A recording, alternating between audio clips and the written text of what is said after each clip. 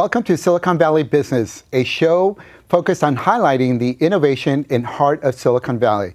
I am your host, Oscar Garcia, and today I have my pleasure to have a good friend, Alex Ontiveros, the founder and CEO of Silicon Valley Latino. Welcome, Alex. Oscar, thank you for having me. I'm really excited to be here with you. This is exciting. I've actually been looking forward to have you on my show as a guest. Obviously, we met some time ago during the Hispanic Foundation Silicon Valley Charity Ball, and to see the changes and all the exciting things that you are involved in, Alex. So, before we get into and talk about Silicon Valley Latino, we do have a short video clip that I want to show right now that talks a little bit about what your organization does. Sounds good. Silicon Valley Latino is an emerging media company. We started off with the desire to put an online magazine together. The traditional media outlets for years focus on the negative aspects of our community. So when it comes to the Latino community, it's no surprise that they focus on the crime rates, gang activity, the dropout rates, the immigration, whatever it is. What we're doing here is we are exclusively focusing on featuring stellar individuals. Our mission is to really pay tribute to who we are as a community.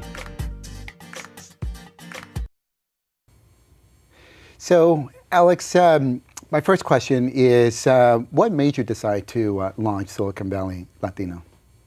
Well, I've always had a passion for really trying to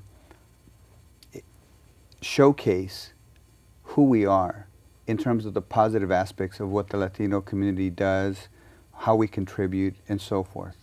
And I felt that no one was really doing that regionally in the way that I wanted to do it. And initially, I wanted to do it through an online magazine, which is one of the components of what we have. There's been so many folks, there are so many platforms out there that through the media outlets that perpetuate these negative stereotypes, that we are criminals, that we are dropouts, that we have these issues within our community. And I'm not saying that that's not true.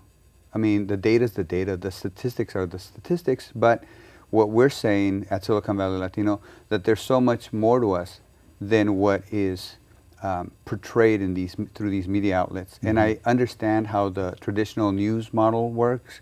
I understand that negative news sells, and I understand that how that model works.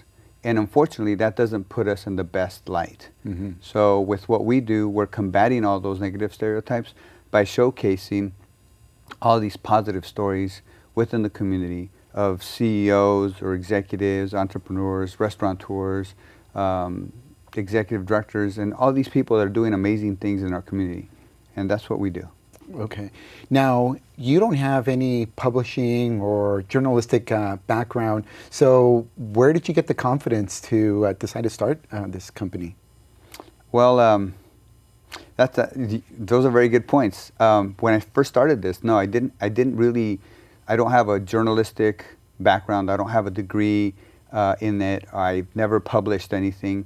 But I've been very successful throughout my career in launching different projects. And I just saw this as another project. And I felt like if I brought the right people together to help me with this, that we could make it, give it a go. And we have. And the thing about it is that some people just reached out to me when they found out that I was looking to do this. People started coming and saying, we want to help. I want to be involved in this. And that's how our team grew. So it's been a very organic process.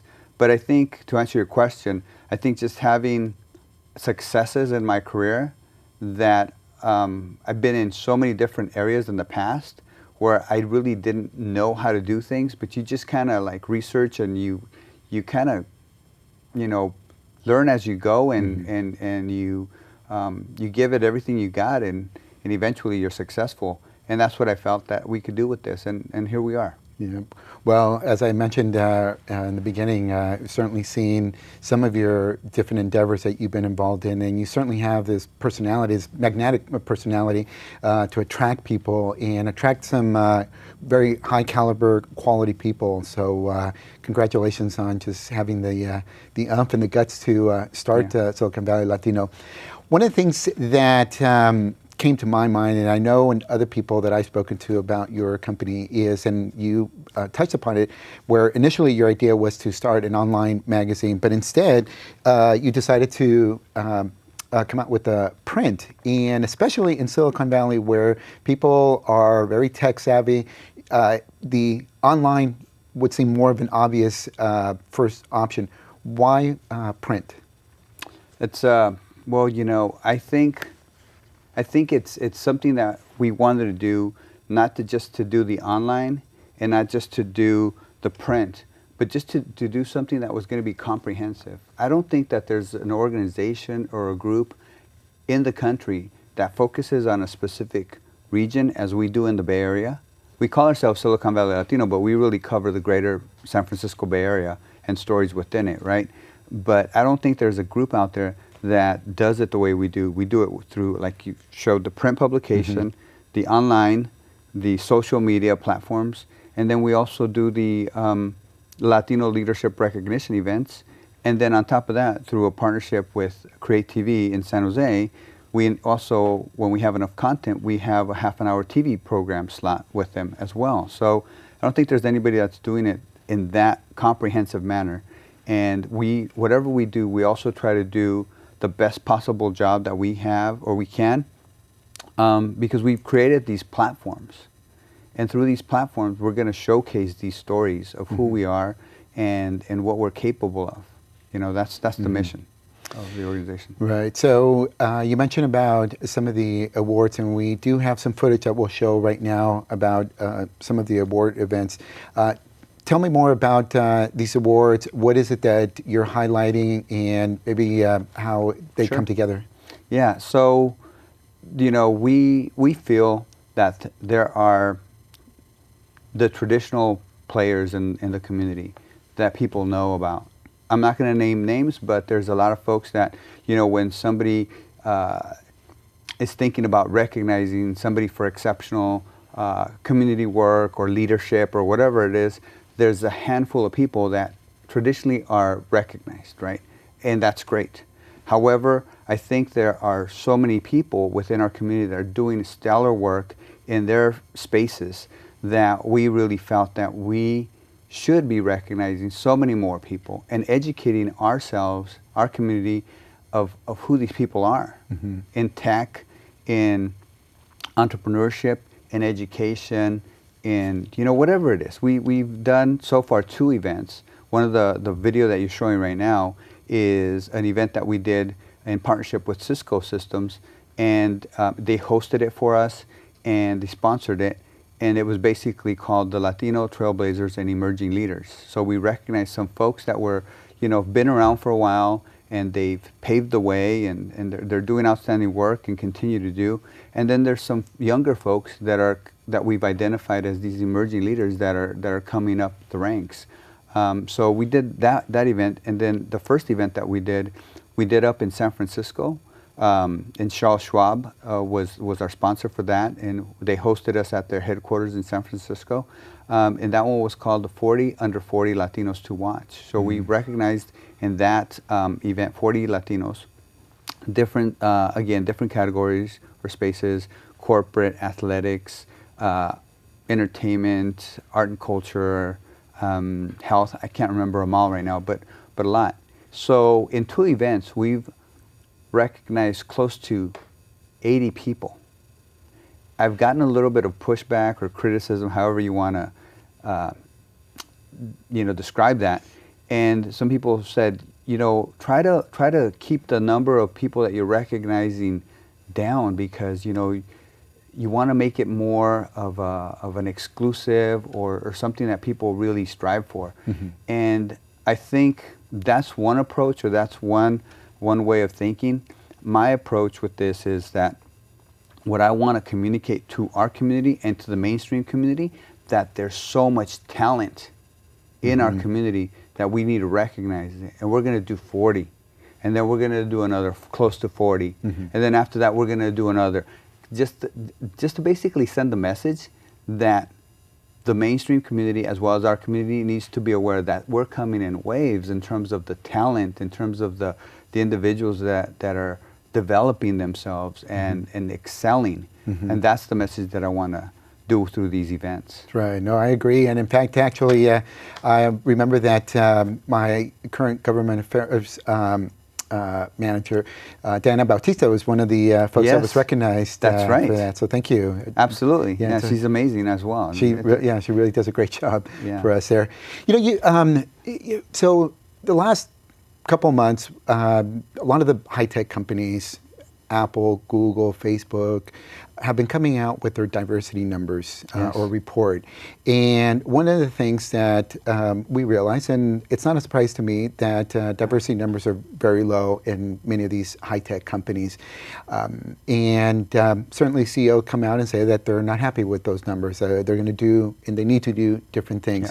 The other thing that I hear is that one of the reasons why the numbers are so low is because there isn't enough talent out there to find. What are your thoughts, or what do you say when you hear a company say there isn't enough Latinos or African Americans for us to hire them? Because right now you're talking about the waves that you're recognizing. So what are your thoughts? Yeah, absolutely. The way that I see it is a challenge, it's a problem. However, you know, we want to describe it from this side or their perspective. I see it as an opportunity. I see it as an opportunity for, and this is something that we're developing right now, and I see it as an opportunity for this particular program. We have a Cultura Ambassador program, and it's basically our membership program. So people sign up for an annual, and this is basically almost free, $30 annual fee. You sign up, and then you as an individual get to write your own profile, you know, just like the way we do with LinkedIn and other platforms, right? We write our own profile, and then you send us some footage, some photography, and what we do with that is we showcase that on our online magazine. We do it also through our social media channels, and what happens with that is now these recruiters that are recruiting for these companies can go on there and see this is where the talent is coming from. These are the people that we should be, or this is one of the outlets that we should be exploring as well. So that's one of the ways that I think Silicon Valley Latino can help with that. And I obviously, you know, there's folks that we've recognized and that we're going to continue to recognize that also, I guess, they're perfect examples of that Latinos have the ability to excel in certain spaces like technology. You know, I don't know if you know this, but the CIO, the Chief Information Officer of Facebook, is a Latino.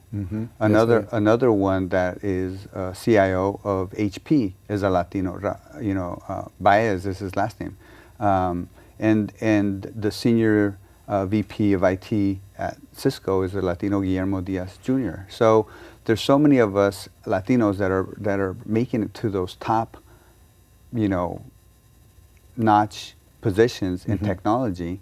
So that should be an example to whoever that's thinking that, well, we need to bring it out, you know, we need to bring in that talent from elsewhere.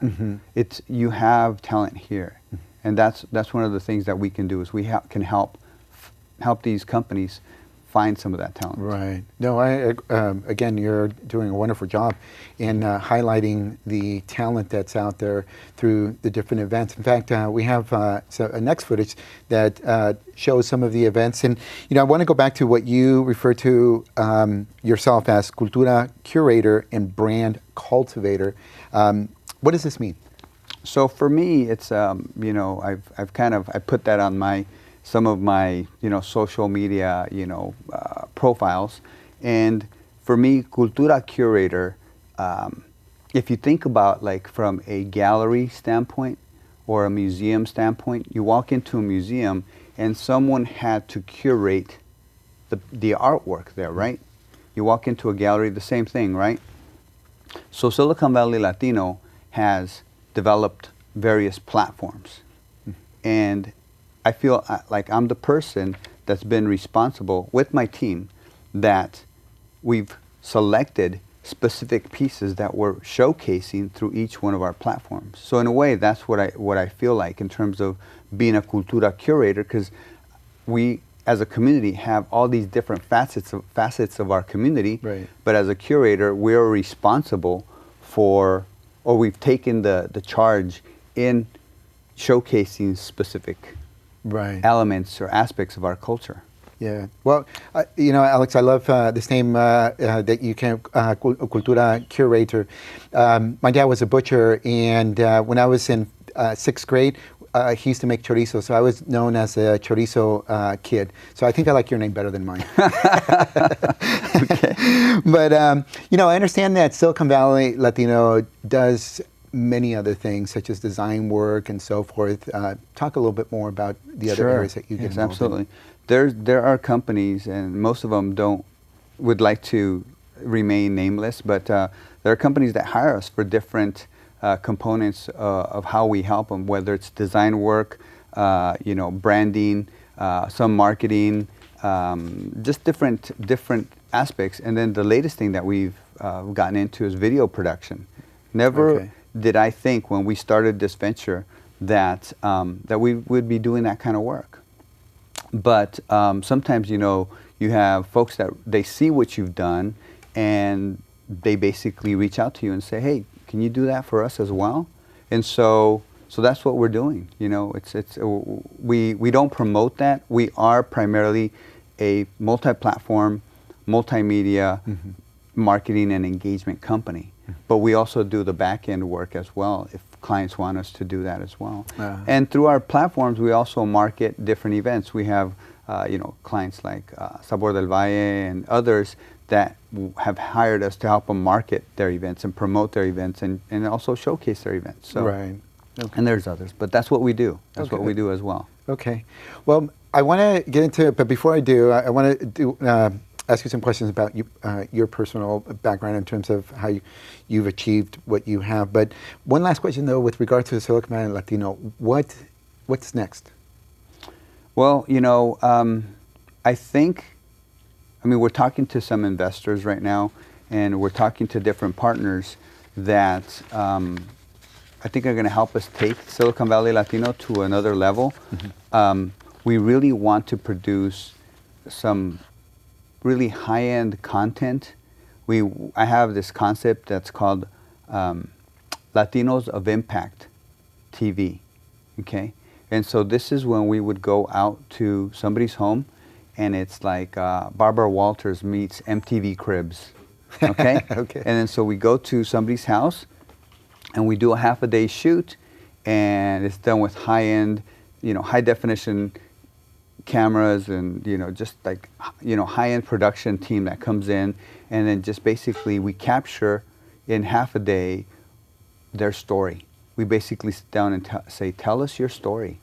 And we you know, have them tell us the story, but we also dress it up really nicely, nice movement, all these things that really make video content engaging.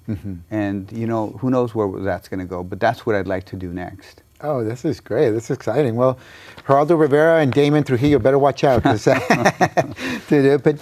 so in your bio, you indicate that you are a serial entrepreneur. What are some of the challenges that you have had to overcome, and speaking more from a Latino perspective? Well, more than anything, I don't know if I consider myself a serial entrepreneur. I consider myself a social entrepreneur, because what we do through Silicon Valley Latino, it's definitely, there's a business side of it, but there's definitely a heavy social message and a social mission to what we do. The challenge is, you know, is we don't sell widgets, you know, and it's difficult when we're not creating an application, like so many, you know, of the VCs here are looking for the greatest and, you know, latest and greatest, you know, app that's going to change the world or whatever, right? the challenges for us have been really trying to engage our community in such a way that the revenue is there for us.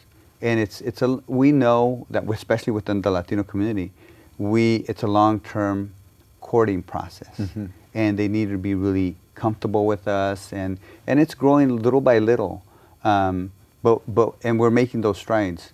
One of the ways that we feel that we have been successful in engaging the community is especially when we've had some of our events and we've done the online voting components. For instance, when we did the very first one, and this number sticks out in my head, on Facebook, we had our weekly reach was only about 3,000 a week back then at like March of 12, or no, March of 13, I'm sorry. And then in a 10-day span, we basically opened up the online voting, and we engaged the community by asking them to go to our online voting site and vote for their favorite person in community or in corporate or in athletics or whatever it was. And we went from 3,000 a week to, in 10 days, almost 30,000 people that engaged in that process. So the question is, how do you sustain that? How do you engage the community at that level and sustain it? And that's what we're trying to figure out. And when we really become effective that way, I think most of us know right now that the Latino consumer market is a mammoth, element, right? Nationally, we're a $1.3 trillion market. Okay. In the Bay Area, it's about a $40 billion market. So what we're trying to do in terms of our positioning is that when local companies, or even from a small mom and pop type of outfit to a corporation, and they really want to do something locally to engage the community, Silicon Valley Latino wants to be involved in that conversation. Because we know the culture, we know how to engage this community, and we can help by developing campaigns or strategies to make that happen for that particular partner. True. I think it's very important that companies understand and know how to engage within the Latino community, and not just companies, but even in some cases city government and other organizations. So what, Alex, what advice would you give a newly college grad, Latino, Latina, and for the first time is getting out into the real world? Yeah, just perseverance. You just got to keep at it. You just got to keep at it. And if they're in sales, which I feel like I am and have been and probably will always be, I heard this quote at a conference. It was a pitch fest, and it was great. The guy said, he says, "A no is a slow yes." It's just got to keep working and on what it is that they're not understanding. You got to present it maybe in a different way, or really understand what their needs are. And once you identify what the need is, then that no is going to become a yes eventually. No. Then that's certainly some very good advice, perseverance. That seems to be a common theme with really anyone that has accomplished anything of significance, just always striving and just getting up one more time than you got knocked down. Alex, what in terms of maybe some challenges or maybe some things that that you see that we as a Latino culture maybe put before ourselves?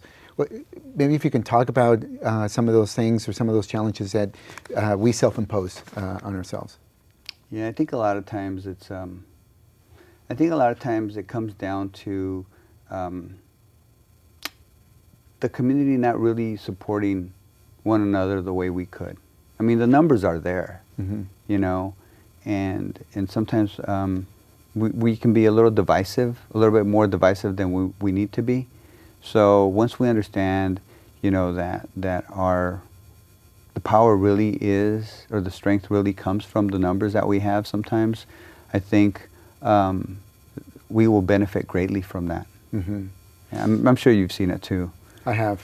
Yeah, no, I have. I've seen it, and it's certainly you also see it with folks that are new immigrants versus folks that have been here for many generations and so forth. So I understand. I actually have another one that I'm thinking about it. They're thinking about the question a little bit more, but I think the other thing is confidence. I don't think that we sometimes we run into a little bit of a self-esteem issue, that we are too tentative. We don't have the confidence to give something a shot. I'm not really sure exactly where that comes from, but if we were to just like say, hey, we can just put ourselves out there, just give it a good shot, and even if we don't succeed, maybe we learn from it, and then maybe the second time we can or something. But I think that could be one of the things that we can work on as individuals and as a community. Right. Well, Alex, one of the last questions here. What are 3 words that, when the dust settles and we get called, our number gets called, what are 3 words that you want associated with your name? That's interesting. That's the first one that comes to mind is integrity.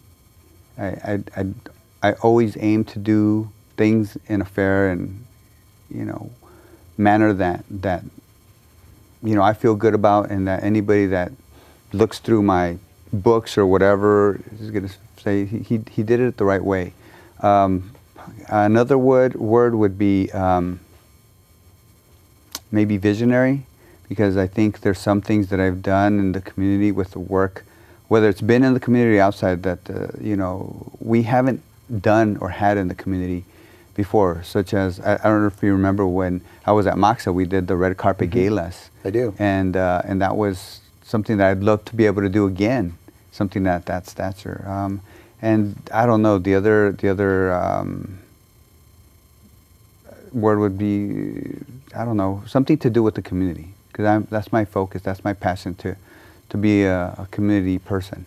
I love your signature in collaborative spirit. So collaboration, that's another one. Yes, yes. Well, Alex, thank you very much. I really enjoy having you on the show, and you truly are a big giver and a visionary and someone of integrity. So I'm honored to have you as my guest. So thank you very much. Thank you, Oscar. Appreciate being here. Thank you. Thanks. Thank you, everyone, and until next month.